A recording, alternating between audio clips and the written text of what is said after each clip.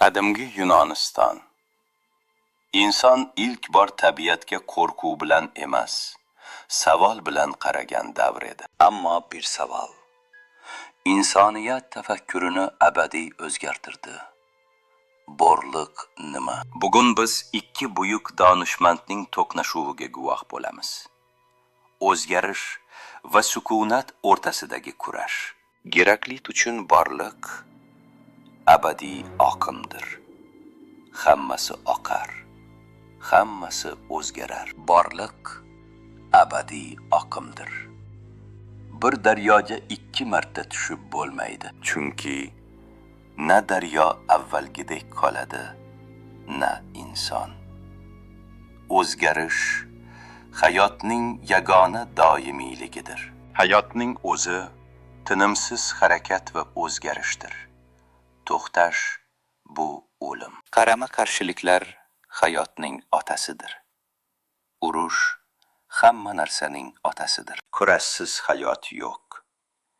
Ziddiyatlar dunyoni harakatga keltiradi. Ammo Geraklit nazarida bu tartibsizlik emas edi.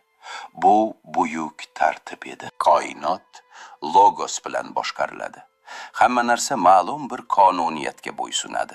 Insonlar uxlaydi. Ammo haqiqat doimo uyg'oq. Uni ko'rish uchun qalban uyg'onish kerak. Ammo boshqa bir haqiqat bor edi. Parmenid haqiqati.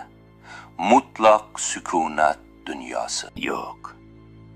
Haqiqiy borliq o'zgarmaydi.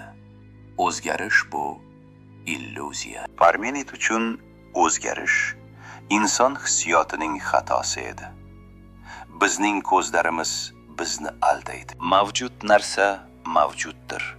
Yo'q narsa esa mavjud emas. Borliq bo'linmas va abadiydir.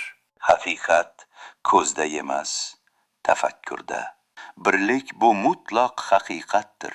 Hammasi bittadir. Ikki dunyo to'qnashdi. O'zgarish va doimiylik.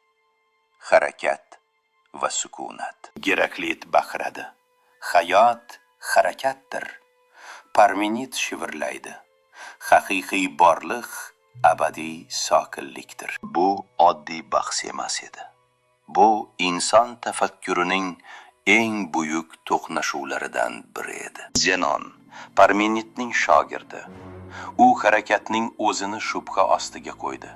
Harakat imkonsiz dedi. Agar masofa cheksiz bo'latlarga bo'linsa, manzilga yetish mumkinmi? Masofa hech qachon tugamaydi. Paradoks. Aql va tuyg'u o'rtasidagi jar. Biz ko'rgan narsa haqiqatmi yoki biz o'ylagan narsami? Asrlar o'tdi.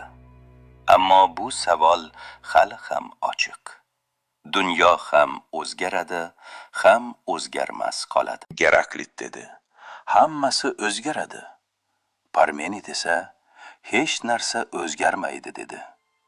Ikkalasi ham haqdek. Va ehtimol insoniyat hali ham shu ikki haqiqat orasida yashamoqda.